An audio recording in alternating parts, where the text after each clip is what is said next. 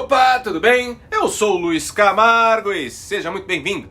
A CPI do circo chegou ao fim sem cumprir o seu principal objetivo, que era a apuração dos reais casos de desvios de verba pública na área da saúde.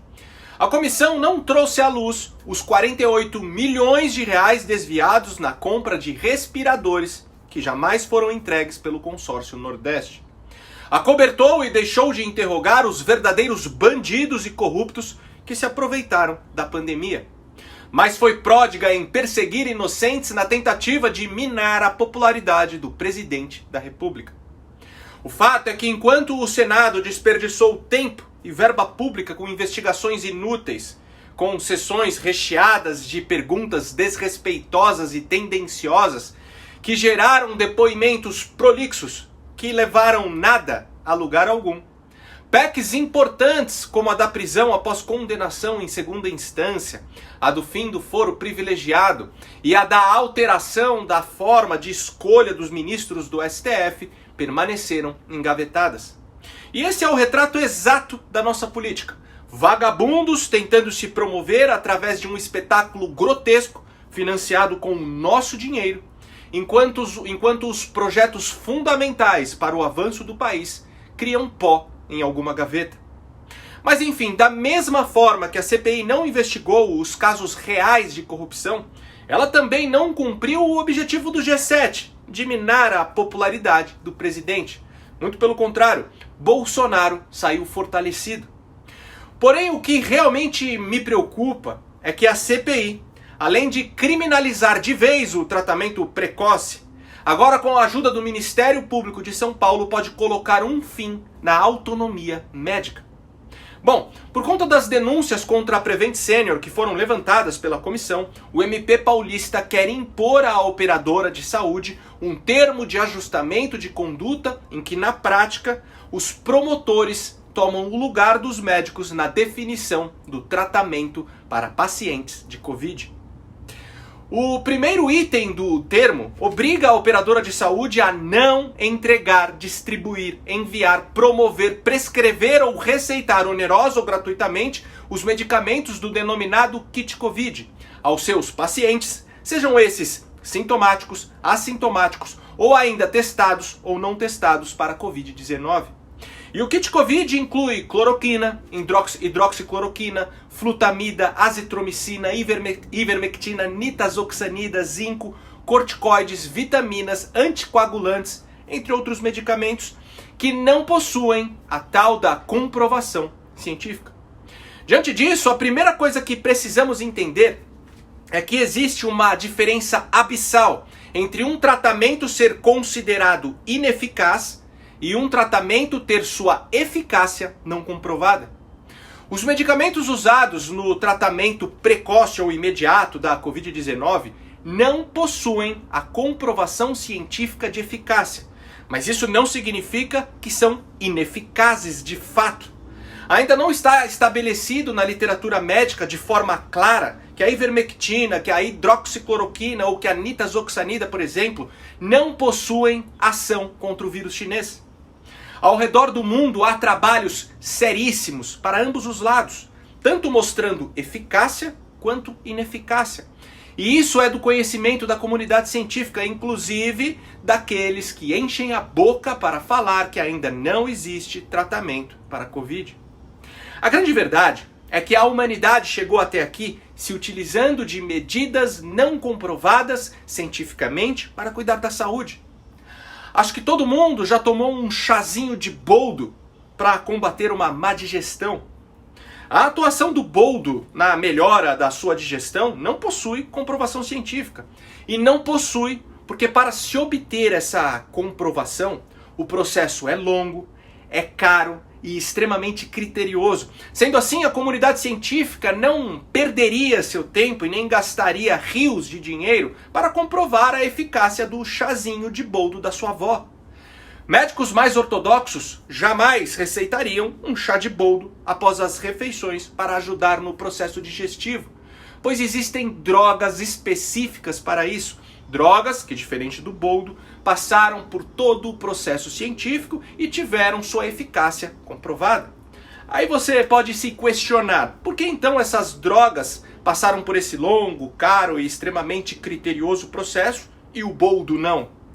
E a resposta é simples e dedutiva. O boldo não trará lucros para a indústria farmacêutica.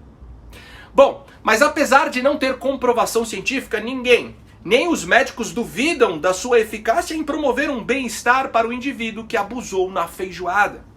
E isso acontece porque não existe apenas o selo da ciência para legitimar uma substância ou para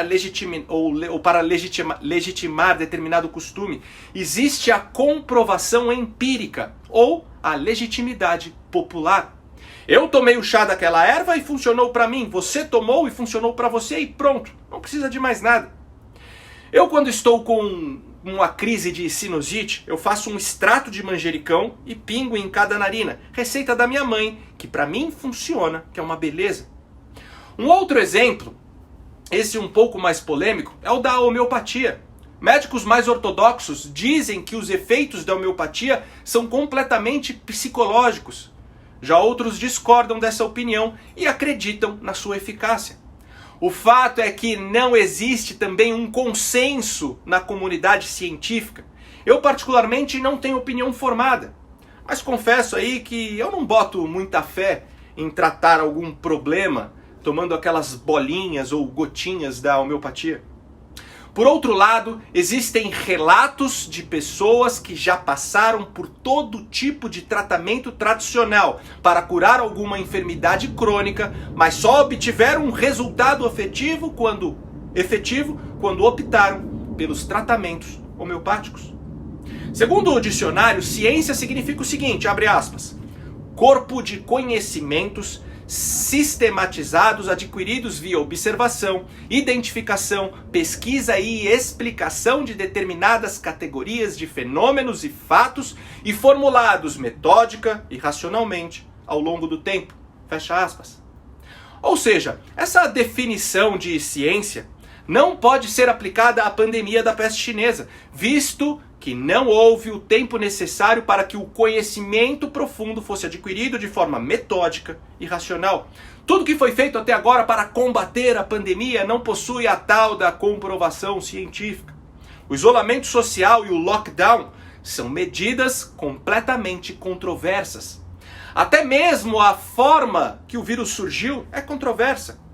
Quando o governador do seu estado impôs por decreto medidas sanitárias para a contenção da pandemia e falou que estava agindo de acordo com a ciência, na verdade, ele estava agindo de acordo com determinados cientistas que defendem medidas que corroboram com suas crenças e objetivos políticos. Os medicamentos usados no tratamento imediato da Covid não são diferentes. No Brasil, os médicos e infectologistas se dividem com relação à prescrição dessas drogas, existem os que são adeptos e aqueles que repelem. Portanto, uma coisa todos concordam, são medicamentos que existem há quase um século e as suas contraindicações são mínimas. Ou seja, se você fizer o uso da ivermectina, por exemplo, para se tratar aí da peste chinesa, pode ser que realmente não passe de um placebo, mas mal não vai fazer. Já o isolamento horizontal, que também não teve comprovação científica de eficácia no combate à pandemia, diferente da ivermectina, trouxe terríveis efeitos colaterais para a sociedade, talvez até piores do que o vírus em si. Porém, essa medida foi adotada na maioria das cidades do mundo e é defendida com unhas e dentes por todos aqueles que demonizam a ivermectina. Como falei, não dependemos apenas da ciência para adotar uma medida, podemos ter como critério uma verificação empírica ou a simples legitimidade popular, como no caso do chá de boldo. Por exemplo, ao cruzar informações do isolacionismo e a adoção dos medicamentos do tratamento precoce, podemos concluir tranquilamente que o isolacionismo não trouxe grandes resultados positivos. Já o uso desses medicamentos salvaram vidas.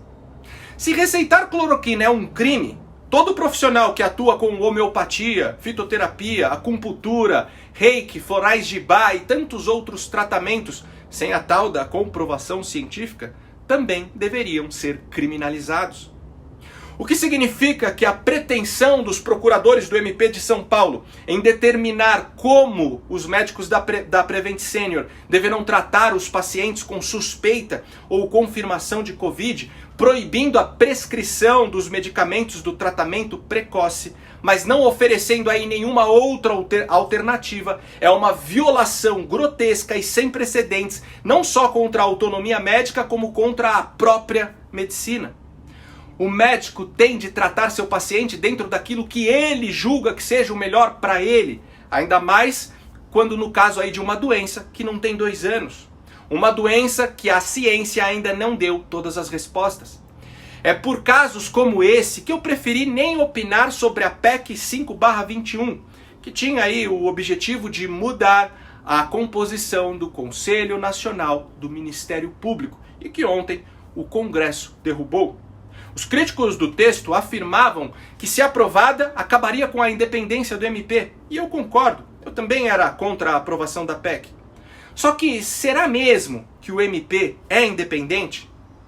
O que estamos vendo em São Paulo, por exemplo, é um órgão que deveria defender os interesses da sociedade, perseguindo médicos que prescrevem tratamento precoce, talvez para atender aí ao lobby da indústria farmacêutica e para reforçar a narrativa da CPI que o presidente matou milhares de brasileiros porque promoveu drogas ineficazes. A real é que o Ministério Público está todo aparelhado política e ideologicamente. São raros os promotores que não trabalham em função da agenda progressista. Sendo assim, eu não sei ao certo o que seria acabar com a independência de um órgão que já não é independente há muito tempo. Bom, mas voltando à Prevent. Como você deve saber, um plano de saúde minimamente decente para uma pessoa com mais de 60 anos de idade é caríssimo. E assim muitos idosos são obrigados a enfrentar a fila do SUS. A Prevent Senior entrou no mercado justamente para abrigar essa parcela da população de São Paulo, oferecendo um plano de saúde completo e mais acessível, exclusivamente para idosos, o que com certeza fez certo estrago na concorrência. E é claro que a influência do lobby dos planos de saúde na política nacional é gigantesca, e temos que levar isso em consideração antes de formar qualquer opinião sobre o que foi levantado contra a Prevent. É óbvio que a empresa precisa ser investigada, mas é extremamente preocupante o modo irresponsável que a grande mídia tem tratado as supostas denúncias contra a rede. Reparem que não estamos falando aqui de denúncias provenientes de inquéritos policiais formais ou por processos judiciais em andamento, mas sim de relatórios duvidosos que contam apenas um lado da história. Relatórios elaborados através de relatos de ex-funcionários demitidos e de parentes de ex-pacientes, muitas vezes inconformados com a perda de seus entes queridos. Convenhamos que é um tanto quanto estranho que em um universo de 5.000 profissionais da saúde, de repente surgem 12 dizendo que foram obrigados, sob pena de demissão, a prescrever medicamentos dos quais discordam.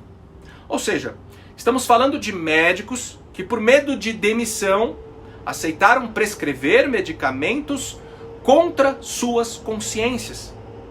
Eu conheço vários médicos e nenhum deles se sujeitaria a isso. Assim como conheço pessoas que são atendidas pela Prevent Senior e estão extremamente satisfeitas com o serviço, o que demonstra que algo de muito errado não está certo nessa história.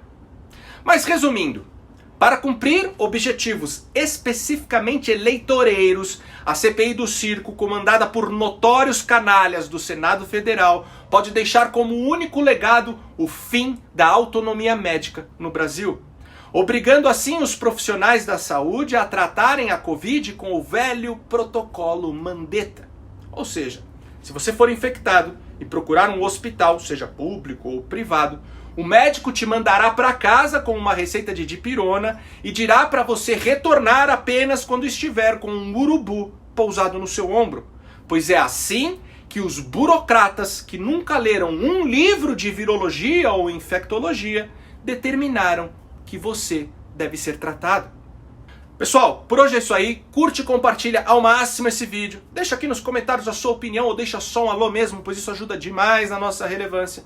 Confere se você continua inscrito no canal. Acione o sininho das notificações. E diante de toda essa perseguição que os canais conservadores estão sofrendo, se você acha importante o meu trabalho e puder ajudar a manter esse canal em plena atividade, contribuindo com qualquer valor, nem que seja com R$1, o link do nosso Apoia-se está aqui na descrição do vídeo. Me segue também nas redes sociais, Twitter, Instagram, Facebook e no Telegram, @LuizCamargoVlog. Então até o próximo vídeo, valeu!